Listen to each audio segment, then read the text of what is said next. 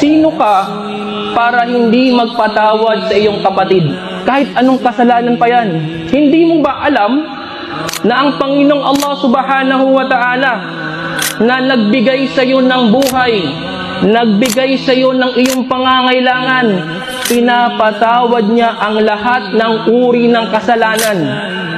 Malaki man ito o maliit, taguman ito o lantad, pinapatawad ng Panginoong Allah Subhanahu wa Ta'ala sa kondisyon na magbabalik loob tayo sa Kanya ng totoong pagbabalik loob.